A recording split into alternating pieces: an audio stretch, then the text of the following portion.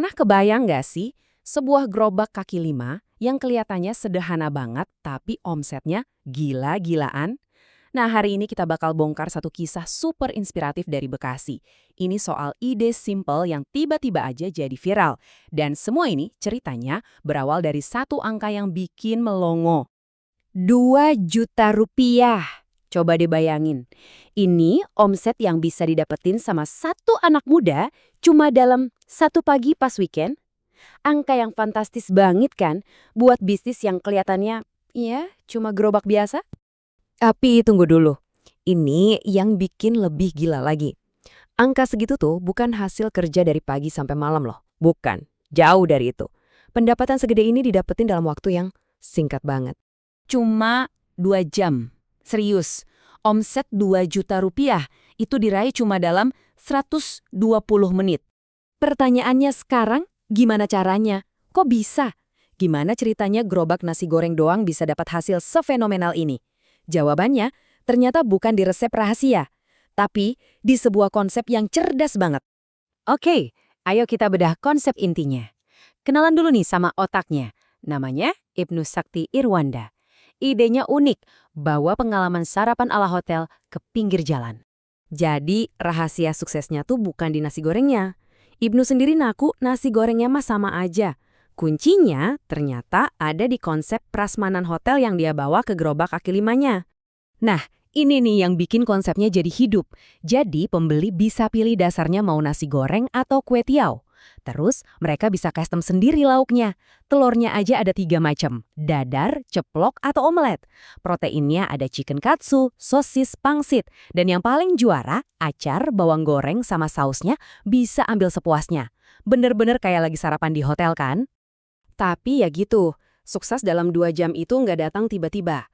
Di baliknya, ada kerja keras yang luar biasa. Persiapannya itu dimulai jauh, sebelum matahari nongol. Dan kalian percaya nggak? Semua ini tuh dimulai dengan modal yang kecil banget.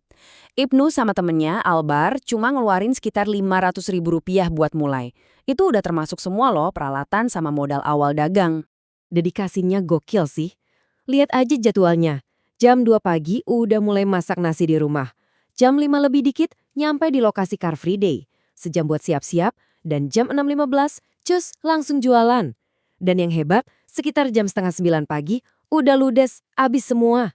Oke, jadi bisnisnya Ibnu ini bukan cuma tumbuh, tapi meledak.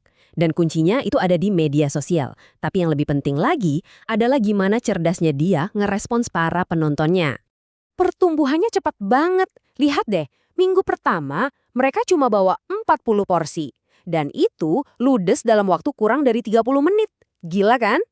Karena lihat permintaannya segitu banyak, mereka terus nambahin porsi. Sekarang stabil di 140 porsi setiap kali jualan.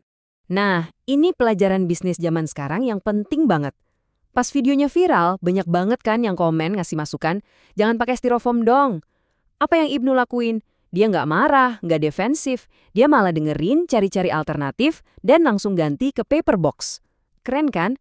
Dia jadiin masukan dari pelanggan itu buat perbaikan. Jadi, di balik semua strategi dan kerja keras tadi, ada satu mindset, satu pola pikir yang jadi bensinnya Ibnu. Filosofinya ini simpel banget, tapi kuatnya luar biasa. Ini dia filosofinya, langsung dari Ibnu sendiri. Dimulai aja dulu, yang penting mulai dulu, karena kita nggak tahu hasilnya kalau nggak dimulai. Dalam banget ya, tapi sesederhana itu. Pesan ini tuh kayak nembus semua rasa takut dan ragu-ragu. Intinya kita nggak akan pernah tahu ide kita itu bagus atau enggak kalau kita nggak berani buat, ya mulai. Jadi kesimpulannya apa nih?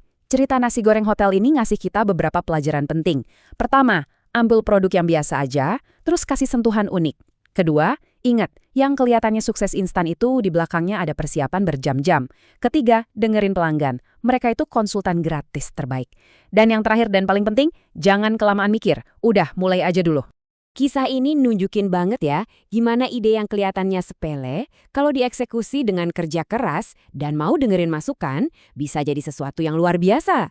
Ini jadi bikin mikir kan? Jangan-jangan di sekitar kita ini banyak loh ide-ide brilian yang sebenarnya cuma nunggu satu sentuhan kecil aja buat jadi besar. Kira-kira apa ya?